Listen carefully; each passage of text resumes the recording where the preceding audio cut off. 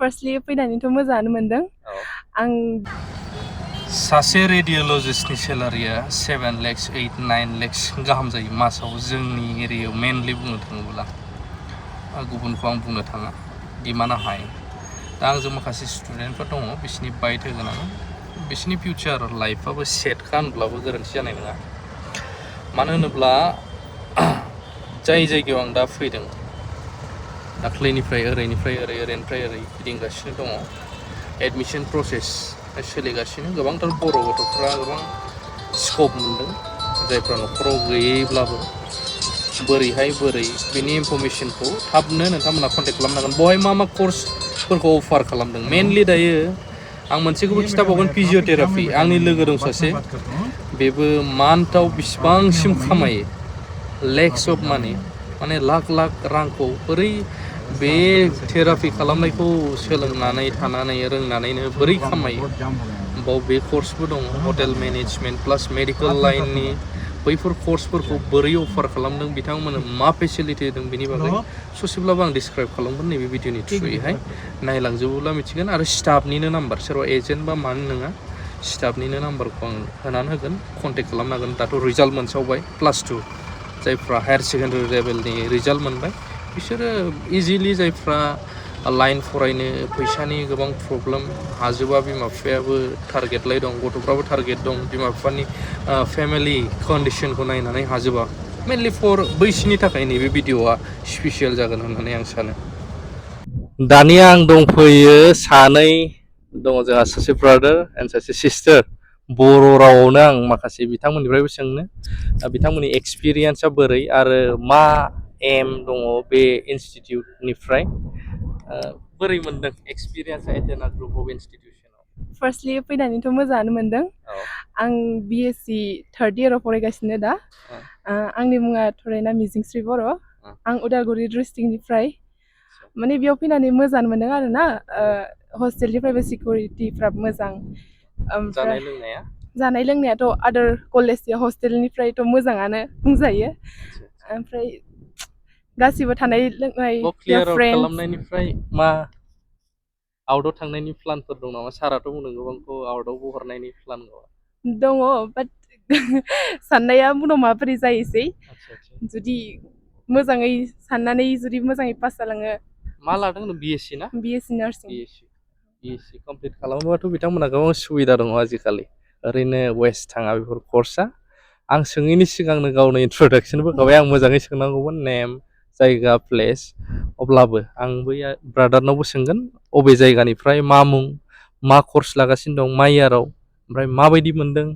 मा थांखि दङ आंनि मुङा जनाथन दैमारि आं उदालगुरिनि आं बेयावहाय GNM कर्स लाफैदों आं दायो थार्ड इयाराव फरायगासिनो दं बेयाव दा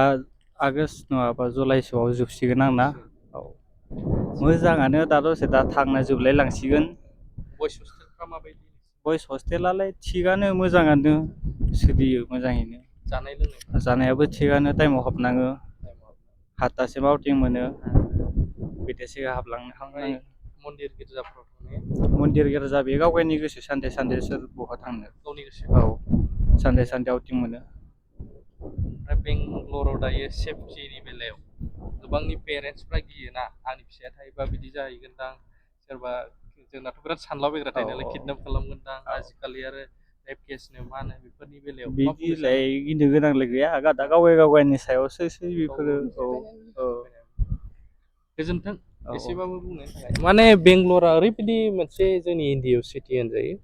जेराव क्राइमा बहुद खमानो होनजायो गुबुननिफ्राय फैलाबायनाय खामानि मावनाय माबाफोर बेफोरबो बहुद रेयार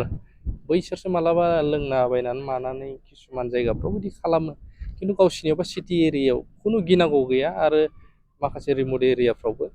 गोबां सेफटि बिसोरो खालामनानै दोनो माने हरनि समावबो बेराय मा 2टा गाहामसिम बेरायनो हायो सिटि एरियायावथ' जेबो प्रब्लेम गैया हिन्जावसाफ्राबो जोंनिजोंबासो जों गोबां जायगाफ्राव बिदिनो खोनायो ना मालाबा खिन्थु बहुद रेयार आरो खम बेनि थाखायनो मोजां आरो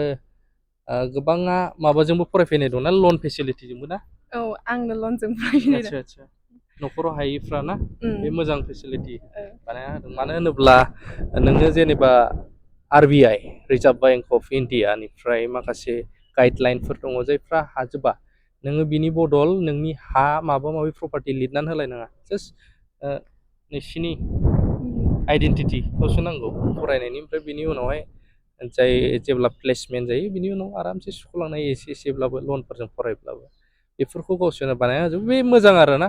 मेनलि गोबां आबहाव गैयै न'खरनिफ्राय फरायफैनायबो दङ बेनि थाखाय मोजां मोनदों आं ओमफ्राय बिसोरनि एक्टिभिटिसफोरखौहाय ओंखायनो आं बुंदों माने जोंनिजोंबो वाइ नट जोंनिजों दहायबो आं बुंबाय चेयारमेन सारखौ बुंदों जोंनिजोंबो बेफोरखौ खालामोबाबो सुबिदा जाबावगोन ना थ' नुलांबाय थागोन आं भिडिअ देखायलांबावनो नाजागोन गोजोनथोंसै दे आगैमोन औ दे माखासे ब्राइट स्टुडेन्ट होनांगोन जोंनिफ्राय बर'लेण्ड एरियानिफ्रायबो दा बेयावहाय माखासे कर्सेसफोरखौ अफार खालामदों आं साइडआव होनानै होगोन नोंथांमोननो बेफोर जाहैबाय general nursing JNM BSc nursing दं आरो मेडिकेल लेबरेटरि टेक्न'लजि सालायनो गिदिंबावासै आंना ओमफ्रायहाय BSc medical Amazon technology BSc इन एनास्थेसिया ओमफ्रायहाय अपारेशन थियेटार टेक्न'लजि आरो गोबांथार बेवहाय जायफोर टेकनिशियानफोर MRI खालामनाय CT स्केन खालामनाय एक्सरे खालामनाय बैफोरनि बेफोर कर्सखौबो मोनगोन बेफोरावबो आजिखालि गोबां स्कप दङ ओमफ्राय बेचेलर इन फिजिअथेरापि प्लास बाव निउर'थेरापि फैगोन आंनि लोगोबो दं सासे नोंथांमोना गोबां मिथिखायो मालाबा नुयो बिथाङा निउर'थेरापि खालामनाय मान्थलि बिथाङा एभारेजबाबो गाव एसे टाइम होबाबो 1.5 लाख 2 लाख 3 लाखा खामायखायो थ' बेफोरबायदि सुबिदा बोरैहाय गावनो सेल्फ इन्डिपेन्डेन्ट गावनि मोनसे समाव चेम्बार खुलिनो हानाय मानाय बेबायदि थासारि जाहैनो थाखाय नोंथांमोना निस्सय बेफोर अपरचुनिटिखौ ग्राब खालामनानै लानो हागोन आरो बिनि सायाव गोबां सावरायदों आं मैयाबो अराउन्ड 5 to 6 आवार्ससो सावरायदों जाय चेयारमेन सारा स्कपफोर होगासिनो दङ वाइ अनलि इन बेंगलर अर आदार स्टेट्स बा मानो आनादार कान्ट्रि 17 कान्ट्रि प्लास बेफोरावल' why not in our North East बा जोंनि आसाम बा बड'लेण्डआव मानो नङा बेखौ मैया सावरायदों बेफोरनि गोबां खोथा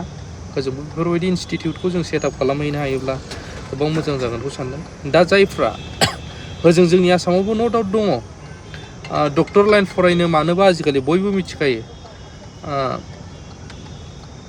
क्ररनि बाजेटआथ' दोनखा MBBS खालामनोब्ला आरो खायफा जुदि ल'आव बाजेटआव मोनदोंब्लाबो 70-80 लाख्स रावनिबो बिमा बिफाया बेखौहाय गासिबो हाजोबा दा बिनि गेजेरावबो खायफा एन्ट्रेन्सफोर लिरनानै जुदि गभर्नमेन्टनि थ्रुयै मोजां पार्सेन्टेज गोनांफोरा मोनोब्लाबो बिथांमोनाबो 5 to 10 लाख्सआ गारखानांगौ जायो जि जायगायाव जोंनि गोबांथार फेमिलिफ्रा बेफोरावहाय सापर्ट होनो हाया दा बिनि थाखायनो गोदाव सोराव जानानै थानाय स्टुडेन्टफ्रा मा खालामगोन मा खालामा बैसोरो नैबे अपरचुनिटिखौ माने ग्रेब खालामनानै लानो हागोन नाजावनानै लानो हागोन बेनि थाखाय आं नैबे इनफरमेसनखौ होदों दा गिदिंलागासिनो दङ मोनसे आं बिराद सल' टाइप गोलाव भिडिअ डकुमेन्टारि बायदि बानायनो नागिरदों नैबेखौहाय शुट खालामगासिनो दङ दा अब्लाबो आं दा इनफरमेसनखौ होग्रोनाया जाहैबाय नोंथांमोना नैबे स्टाफनि नाम्बार मेडाम सारमोनजोंहाय कन्टेक्ट खालामग्रोखानो हागोन आरो बे भिडिअखौ मोजां मोनदोंब्ला शेयार खालामनो हागोन जाहाथे गोबाङाबो नुनानै नैबे अपरचुनिटिखौ लानो हायो गैयै न'खरनिफोरबाबो ओरैबायदि जाम जायो बेंगलरावबो माखासे खिनियाव आं बेंगलराव सफैबाय